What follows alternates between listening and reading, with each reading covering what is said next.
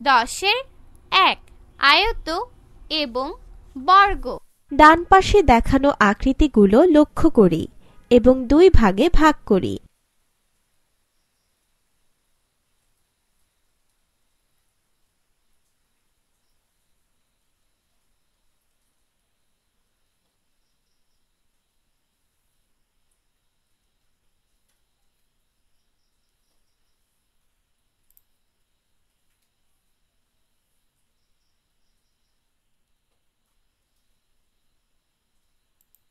আমরা আকৃতিগুলোকে 2 ভাগে ভাগ করতে পারি।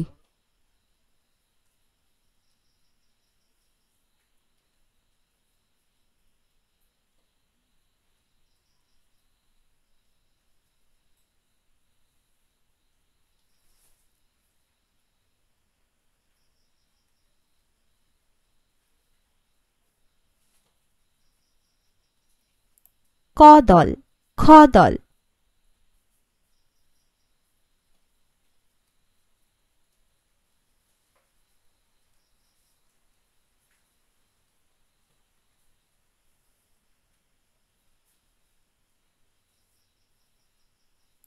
এক, নিচের ছকটি পূরণ করি এবং ক দল ও খ দলের মিল ও অমিল নিয়ে সহপাঠীদের সাথে আলোচনা করি।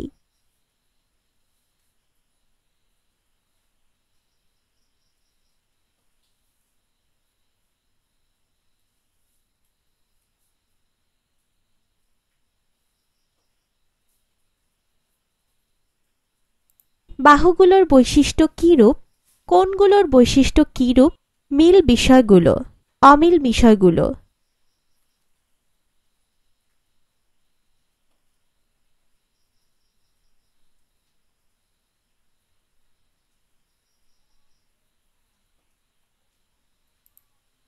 চারটি সরলরেখা দ্বারা সীমাবদ্ধ আকৃতিকে চতুর্ভুজ বলে।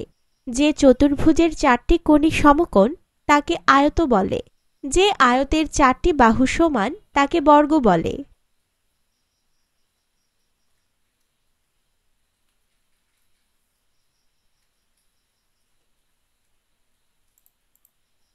উপরের চিত্রে আমরা দেখতে পাই আয়তের বিপরীত এবং বর্গের বাহুগুলো পরস্পর সমান ও সমান্তরাল।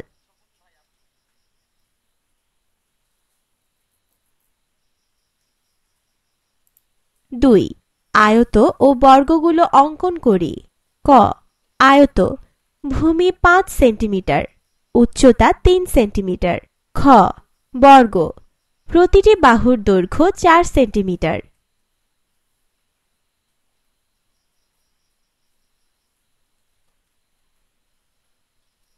আমরা কিভাবে আয়ত আঁকতে পারি?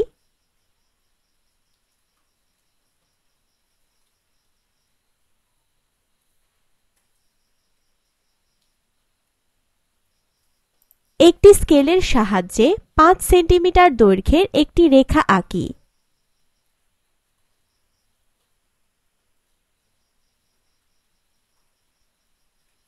প্রথম ধাপে অঙ্কিত রেখার উপর জ্যামিতি বক্সের ত্রিকোণী সেট ব্যবহার করে দুইটি লম্ব আঁকি।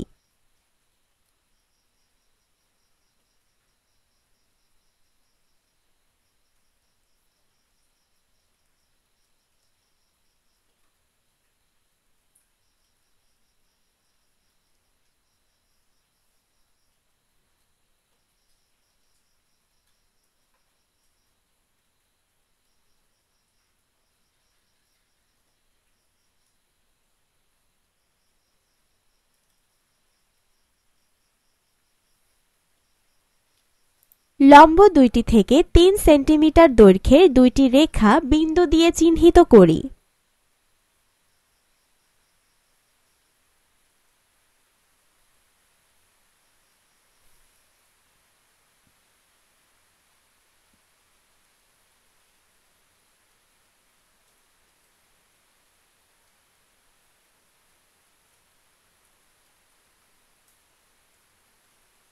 তৃতীয় ধাপে আয়তটি আঁকার জন্য চিহ্নিত বিন্দুদ্বয় যোগ করি।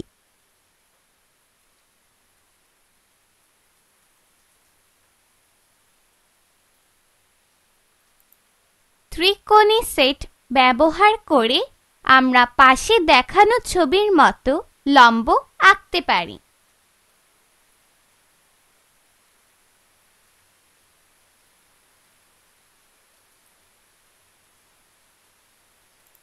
এক, আয়ত ও বর্গগুলো অঙ্কন করো।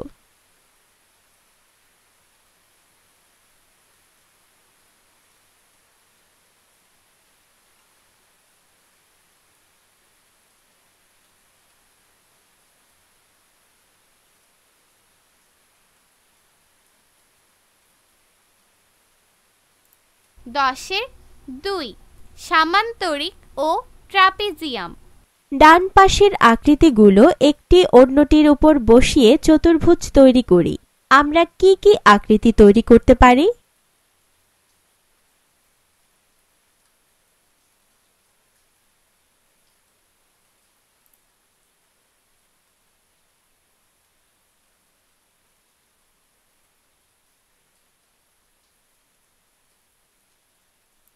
আমরা জানি আয়তের পরস্পর বিপরীত বাহুগুলো সমান ও সমান্তরাল।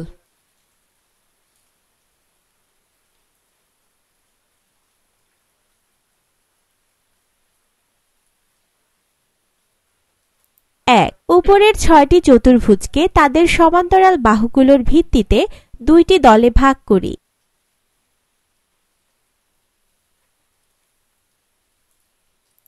সমান্তরাল বাহু চতুর্ভুজ।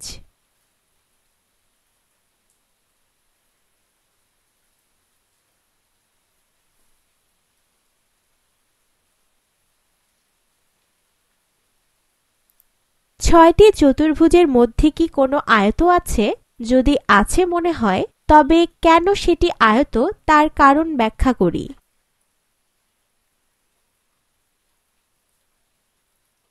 এক জোড়া সমান্তরাল বাহু বিশিষ্ট চতুর্ভুজ, 2 জোড়া সমান্তরাল বাহু বিশিষ্ট চতুর্ভুজ।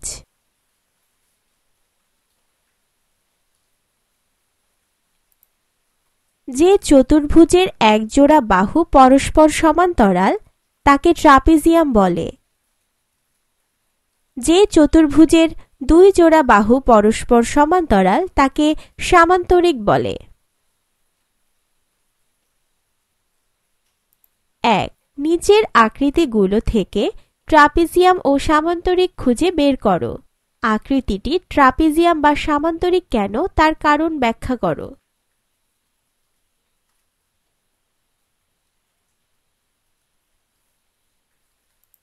নিচের সামান্তরিকগুলোর বাহুর দৈর্ঘ্য ও কোণগুলো পরিমাপ করি। আমরা সামান্তরিকের বাহু ও কোণগুলোর কি কোনো বৈশিষ্ট্য খুঁজে পাই?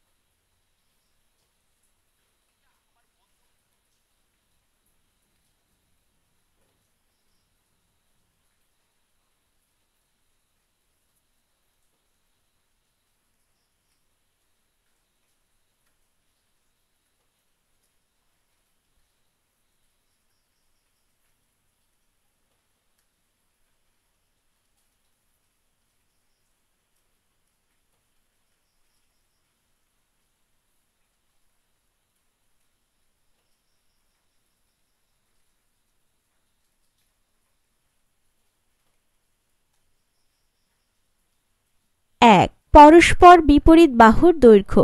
2 পরস্পর বিপরীত কোণ।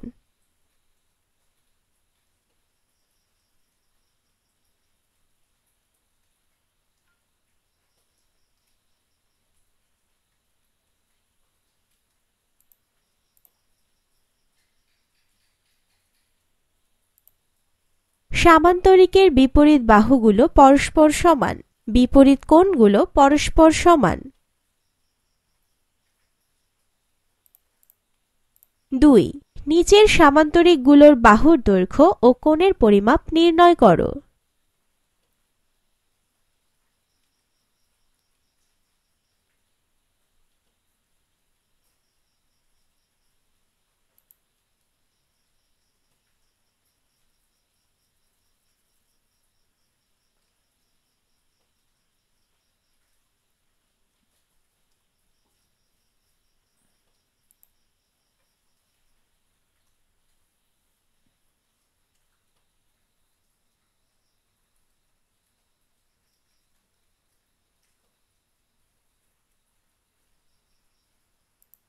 ডান পাশের সামান্তরিকের মতো একটি সামান্তরিক খাতায় আঁকি।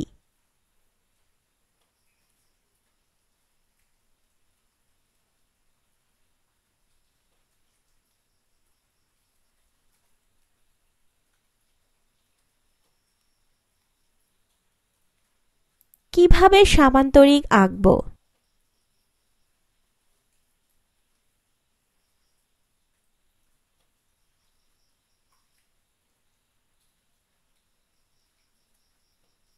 স্কেলের সাহায্যে 4 সেন্টিমিটার দৈর্ঘ্যের একটি রেখা আঁকি।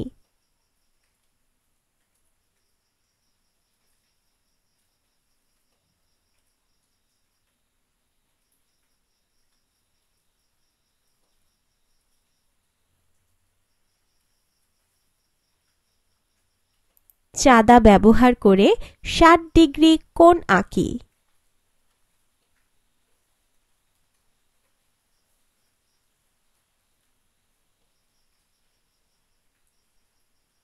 ত্রিকোণী সেট ব্যবহার করে দ্বিতীয় ধাপে অঙ্কিত রেখার সমান্তরাল রেখা আঁকি।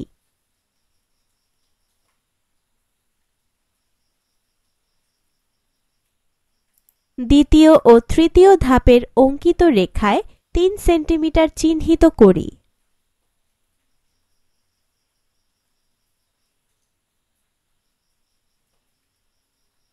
চতুর্থ ধাপে চিহ্নিত বিন্দুদ্বয় স্কেলের সাহায্যে সংযুক্ত করি।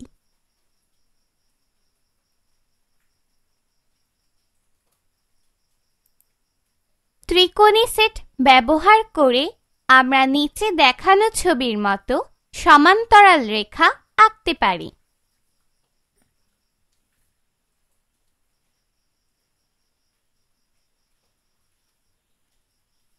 এক নিচের সামান্তরিকগুলো আঁকো।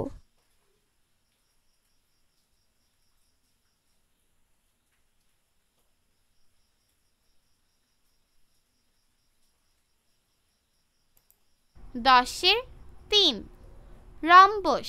ডান পাশে দেখানো সমান আকৃতির আয়ত দুইটির একটিকে অন্যটির উপর বসিয়ে বিভিন্ন আকৃতির চতুর্ভুজ তৈরি করি। আমরা কোন আকৃতিগুলো পাই?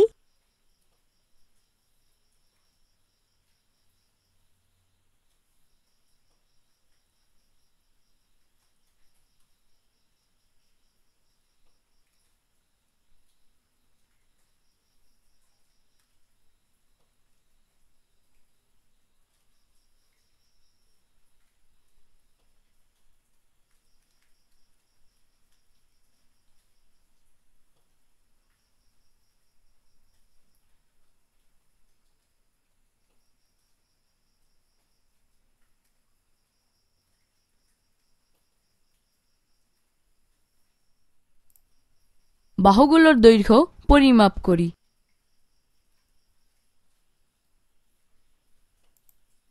আকৃতিগুলোর প্রত্যেকটি বাহুর দৈর্ঘ্যই সমান। যে চতুর্ভুজের 4টি বাহুর দৈর্ঘ্য সমান তাকে রম্বস বলে। বর্গ এক ধরনের রম্বস।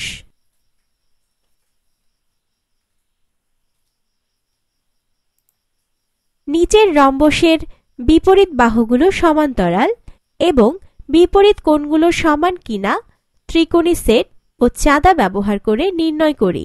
1. বিপরীত বাহু। 2. বিপরীত কোণ।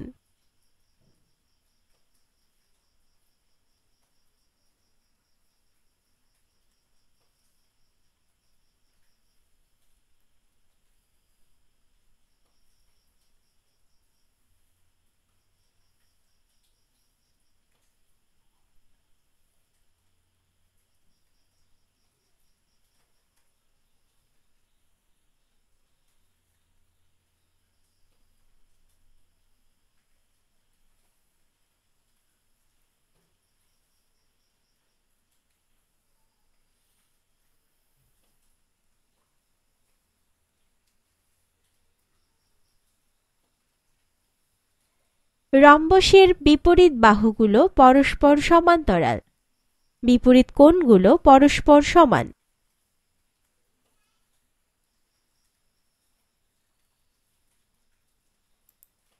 দশের 4 চতুর্ভুজের কর্ণ। নিচের সামান্তরিক ও রম্বসের বিপরীত শীর্ষবিন্দুগুলো সংযোগ করি। সংযোগ রেখাগুলোতে আমরা কি দেখতে পাই? সামান্তরিক, রম্বস।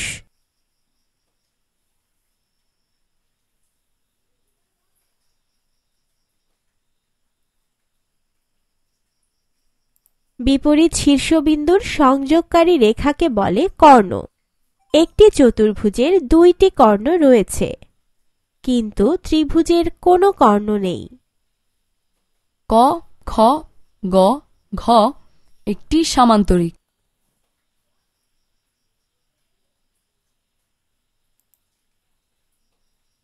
উপরে অঙ্কিত কর্ণগুলো লক্ষ্য করি এবং নিচের প্রশ্নগুলোর উত্তর দেই।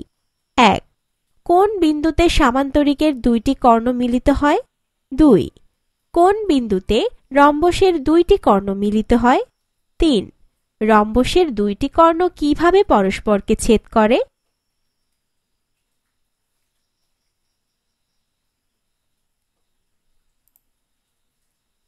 সারসংক্ষেপ: সামান্তরিকের কর্ণদ্বয় পরস্পরের মধ্যবিন্দুতে মিলিত হয়। রম্বসের কর্ণদ্বয় পরস্পরের মধ্যবিন্দুতে মিলিত হয় এবং কর্ণদ্বয় পরস্পরের উপর লম্ব।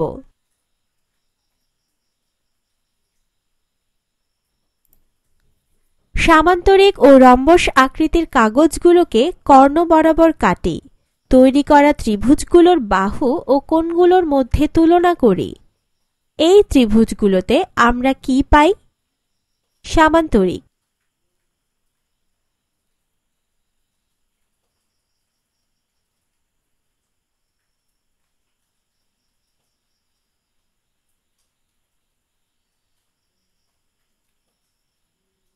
রম্বস।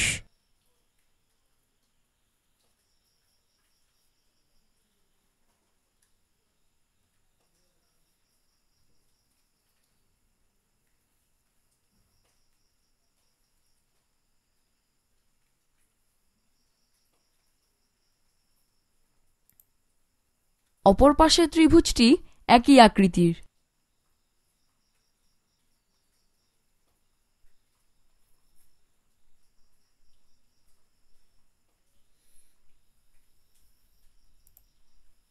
রম্বসের সব ত্রিভুজই দেখে মনে হচ্ছে একই রকম সমকোণী ত্রিভুজ।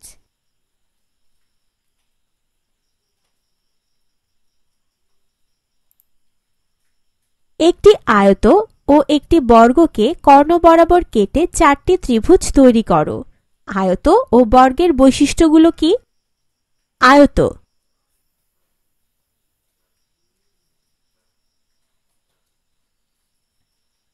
বর্গ: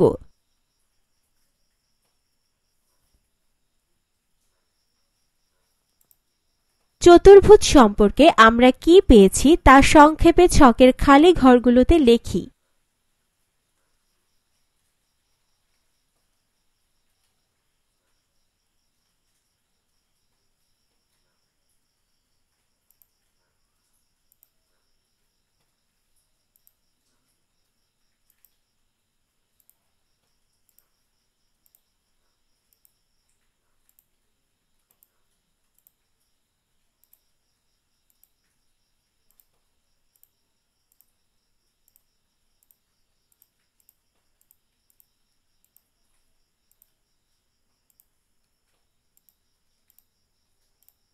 10-5 বৃত্ত। একটি পিন, একটি পেন্সিল, দুইটি ছোট ছিদ্র সহ একটি আয়তাকার কাগজ সংগ্রহ করি এবং ডান পাশের চিত্র অনুযায়ী এগুলো ব্যবহার করে খাতায় একটি বক্ররেখা অঙ্কন করি। আমরা যদি একবার গোলাকারে পেন্সিলটি ঘুরিয়ে আনি তাহলে কেমন আকৃতি তৈরি করতে পারব?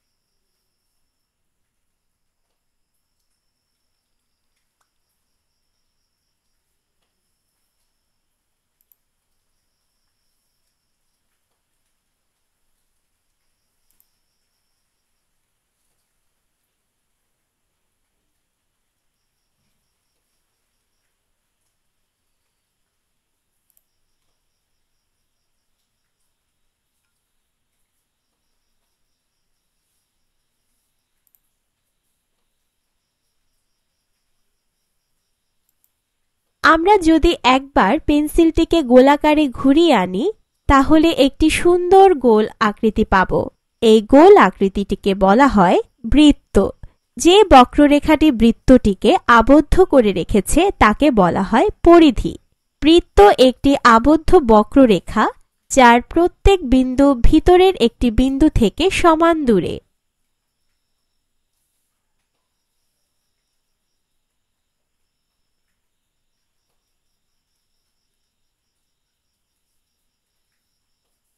পরিধির প্রতিটি বিন্দুর দূরত্ব কি কেন্দ্র থেকে সমান? কেন? শ্রেণীতে আলোচনা করি। বৃত্তের অংশগুলো ডান পাশে দেওয়া আছে। ব্যাসার্ধ হল কেন্দ্র থেকে পরিধির দূরত্ব। বৃত্তচাপ পরিধির একটি অংশ। জ্যা হল একটি বৃত্তচাপের শেষ প্রান্ত বিন্দু দুইটির সংযোজক রেখাংশ। ব্যাস হল বৃত্তের কেন্দ্রগামী জ্যা। ব্যাস হল বৃত্তের বৃহত্তম জ্যা। একটি বৃত্তের ব্যাসার্ধ এবং ব্যাস এর মধ্যে সম্পর্ক কি?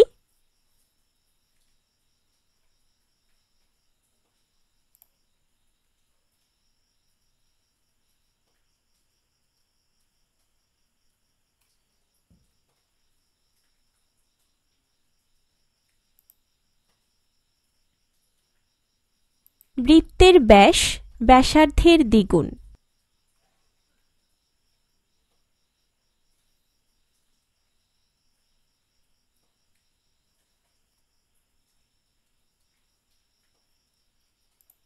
কম্পাস ব্যবহার করে নিচের ব্যাসার্ধ বিশিষ্ট বৃত্ত অঙ্কন করি।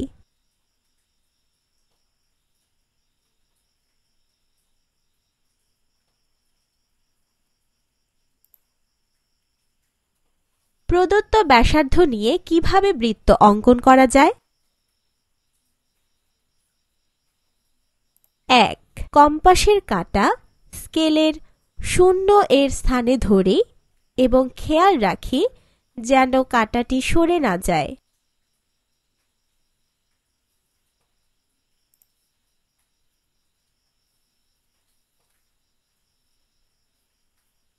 ২. কম্পাসের পেন্সিলটি স্কেলের 3 সেন্টিমিটারের স্থানে ধরি। ৩. একটি বৃত্তের কেন্দ্র নির্ধারণ করি এবং কম্পাসের কাঁটাটি সেখানে রাখি।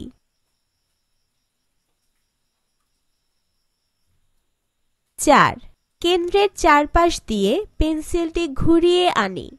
খেয়াল রাখতে হবে যেন কেন্দ্র সরে না যায় এবং কেন্দ্র থেকে পেন্সিলের দূরত্ব পরিবর্তন না হয়।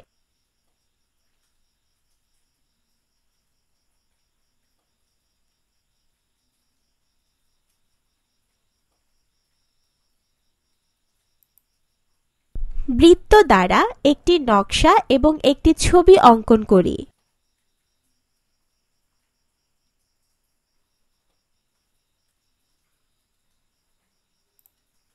বিভিন্ন ব্যাসার্ধের বৃত্ত দিয়ে আমি একটি মুখের ছবি এঁকেছি। আমি নিচের সুন্দর নকশাটি বানিয়েছি।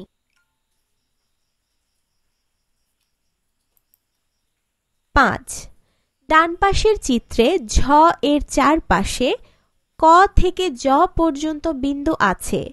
কম্পাস ব্যবহার করে বৃত্তগুলো আঁকি এবং ঝ বিন্দু থেকে দূরবর্তী বিন্দু শনাক্ত করি।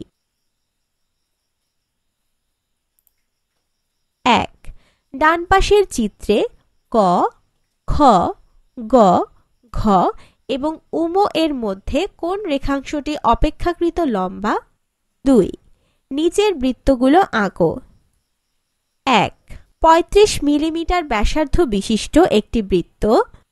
2 44 মিলিমিটার ব্যাস বিশিষ্ট একটি বৃত্ত।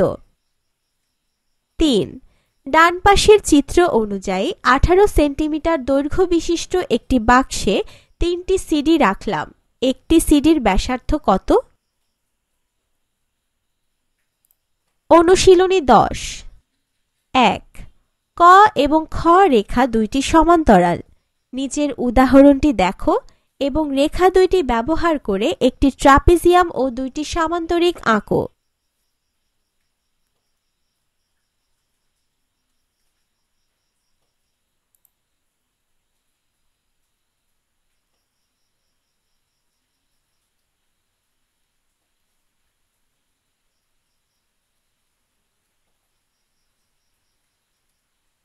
দুই ডান পাশের চিত্রের সামান্তরিকের বাহুগুলোর দৈর্ঘ্য এবং কোণগুলোর পরিমাপ নির্ণয় করো।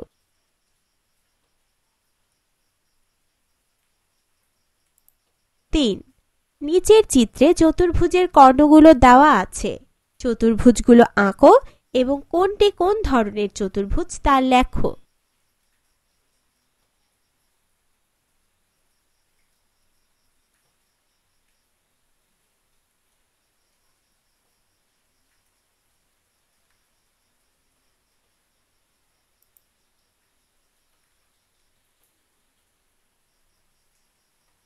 4 ডান পাশে দুইটি আয়ত দ্বারা অঙ্কিত একটি চিত্র দেওয়া আছে।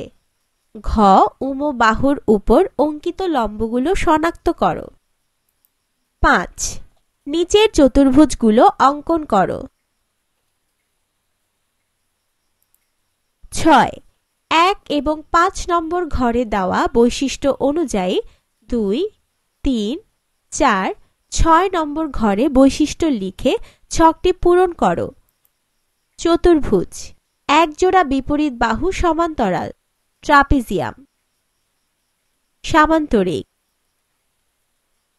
রম্বস, আয়ত, চারটি কোণ সমকোণ। বর্গ। 7 বৃত্ত সম্পর্কিত বাক্যের খালি অংশগুলো পূরণ করো।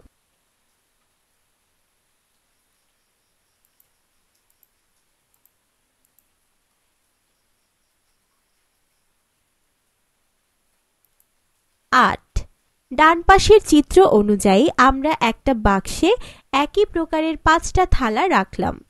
নিচের প্রশ্নগুলোর উত্তর দাও। 1 প্রত্যেক থালার ব্যাসার্ধ 8 সেন্টিমিটার হলে ক এর দৈর্ঘ্য নির্ণয় করো।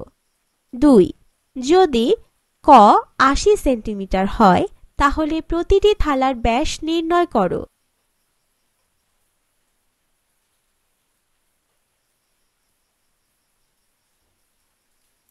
9 4 সেন্টিমিটার ব্যাসার্ধ বিশিষ্ট সমান 5টি বৃত্ত আঁকা আছে।